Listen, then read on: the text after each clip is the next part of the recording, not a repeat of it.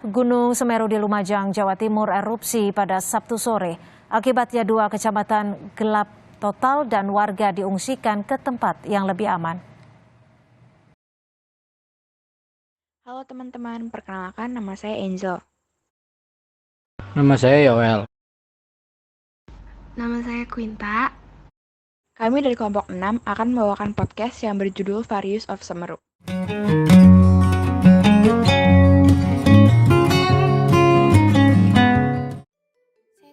Di sini kita bakal bahas apa sih?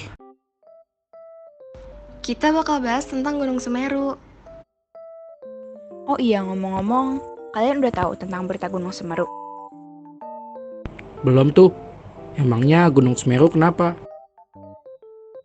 Tahu, katanya Gunung Semeru yang terletak di Lumajang, Jawa Timur sedang mengalami erupsi dan memakan cukup banyak korban dan cukup banyak warga yang mengalami luka-luka.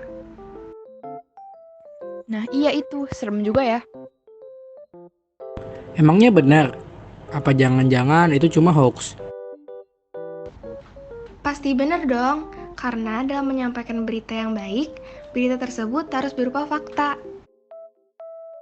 Juga harus secara langsung dan ringkas, agar pembaca dapat memahami informasi dengan cepat. Oh alah, seperti itu.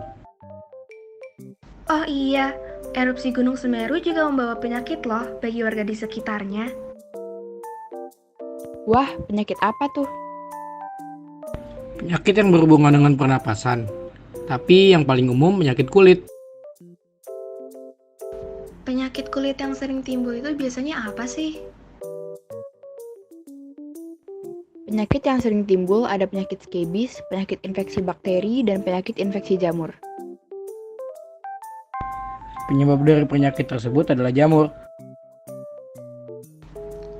Penyakit infeksi jamur itu yang seperti apa? Penyakit infeksi jamur kulit menyebabkan beberapa infeksi seperti kurap, jamur kuku, panu, dan kandidiasis. Selain itu ada jamur yang menguntungkan seperti jamur merang, jamur kancing, dan jamur kuping.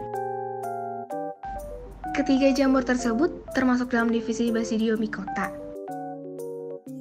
Betul, cara hidup mereka juga dengan jamur saproba atau pengurai. Reproduksi jamur merang dengan cara seksual, lalu jamur kancing dengan cara aseksual dan seksual. Yang terakhir ada jamur kuping dengan cara vegetatif membentuk tunas. Wah, oke. Ngomong-ngomong, sepertinya tinggi Gunung Semeru juga penting untuk diketahui. Memangnya kenapa? Karena untuk memantau perkembangan aktivitas di puncak gunung dengan cara menerapkan ilmu trigonometri. Ilmu trigonometri adalah sebuah cabang matematika yang mempelajari hubungan yang meliputi panjang dan sudut segitiga. Baru denger juga. Oh iya, di trigonometri ada apa aja ya? Ada sinus, kosinus, dan tangen. Oh gitu.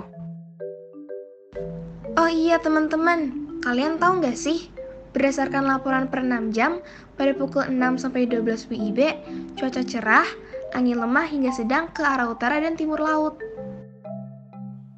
Wah, kayaknya bisa tuh kita gambarkan arah anginnya pakai vektor. Vektor. Apaan? Vektor adalah ruas garis berarah yang memiliki besaran atau nilai dan arah tertentu. Secara geometris, suatu vektor dapat digambarkan sebagai ruas garis berarah dengan panjang ruas garis menyatakan besar vektor dan arah ruas garis menyatakan arah vektor. Aku penasaran deh. Ada berapa warga sih yang mengungsi dan ada di berapa titik? Kalau dari beritanya sih, sampai saat ini tuh ada 10.369 warga yang masih mengungsi di 408 titik di Lumajang. Kalian tahu nggak? Ternyata ada kesulitan saat menghadapi penanganan. Masa sih? Memangnya apa?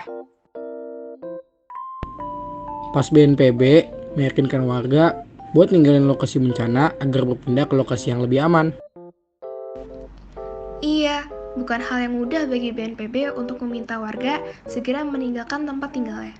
Lalu, terjadi tawar-menawar yang cukup alot antara BNPB dengan warga. Lalu setelah tawar-menawar, apakah warga dipindahkan ke tempat yang lebih aman? Ya, mereka dipindahkan karena kondisi yang semakin mengkhawatirkan.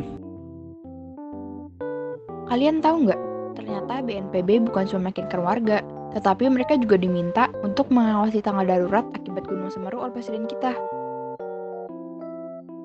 Oh, berarti ada hubungannya dong ya Presiden kita ke BNPB dan juga peran pemerintah pusat ke masalah daerah kayak Gunung Semeru ini. Oh, berarti itu termasuk ke dalam hubungan struktural ya? Iya, benar banget. Hubungan struktural adalah hubungan yang didasarkan pada tingkat jenjang dalam pemerintahan. Selain itu juga ada hubungan fungsional, yaitu hubungan yang didasarkan pada fungsi masing-masing pemerintahan yang saling memengaruhi dan saling bergantung antara satu dengan yang lain. Kalau dipikir-pikir, berarti dampak gunung ini bukan cuma buat pengungsi ya. Alam juga jadi kena deh dampaknya. Iya, bener banget tuh. Tuhan telah menciptakan alam dan seisinya, manusia diharapkan untuk menjaga dan merawat seluruh ciptaannya. Bila berbicara tentang alam, banyak potensi yang bisa dimanfaatkan oleh manusia. Apalagi ketergantungan kehidupan awal masyarakat Indonesia terhadap alam sangat besar. Bila terjadi bencana alam atau kerusakan lingkungan, akan berpengaruh pada pola mereka dalam mencari dan mendapatkan sumber makanan. Wah, bener juga ya. Nah, kalian tahu nggak sih? Gunung Semeru kan mengalami erupsi pada tanggal 4 Desember 2021. Peristiwa serupa juga pernah terjadi di masa lalu, yaitu kisah menara dekat Siloam dalam Injil Lukas 13 ayat 2-5 yang menyimbolkan betapa manusia tidak berkuasa dalam menghadapi bencana. Bacaan tersebut juga hendak menyatakan bahwa kerajaan Allah yang diwartakan oleh Yesus hendak membebaskan manusia secara utuh dan menyeluruh. Bisa samaan gitu ya? Iya. Ya sudah, sebaiknya kita doakan warga dan kondisi di sekitar Gunung Semeru supaya segera membaik.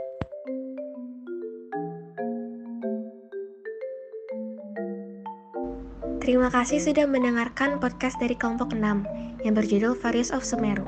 Semoga podcast kami berguna untuk kalian semua. Sekali lagi terima kasih.